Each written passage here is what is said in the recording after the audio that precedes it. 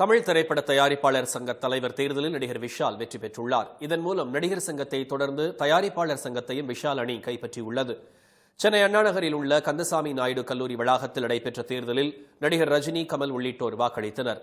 மாலையில் வாக்குப்பதிவு முடிந்ததும் எண்ணிக்கை தொடங்கியது.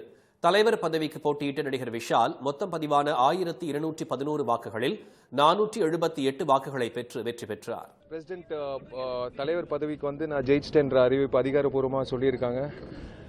ரொம்ப ரொம்ப நன்றி. இது தமிழ் திரைப்பட தயாரிப்பாளர் சங்கம் அடுத்த 2 வருஷம் it's going to be the golden period of Tamil cinema.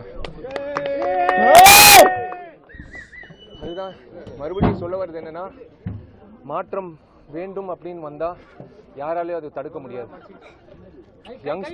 Youngsters முயற்சி பண்ணா அது வந்து கண்டிப்பா வெற்றியில தான் போய் முடியும். விஷாலை எதிர்த்து போட்டியிட்ட ராதாகிருஷ்ணன் 335 வாக்குகளும், KR 224 வாக்குகளும் பெற்றனர். தயாரிப்பாளர் சங்க பொருளாளர் பதவியையும் விஷால் அணி கைப்பற்றியுள்ளது. விஷால் அணியில் போட்டியிட்ட SR பிரபு 398 வாக்குகளை பெற்று வெற்றி பெற்றுள்ளார். அவரை எதிர்த்து போட்டியிட்ட நடிகர் விஜயின் தந்தையான SA சந்திரசேகர் 326 வாக்குகளை மட்டுமே பெற்றார். ராதாகிருஷ்ணன் அணி சார்பில் போட்டியிட்ட விஜய் முரளிக்கு 212 வாக்குகள் மட்டுமே கிடைத்தன.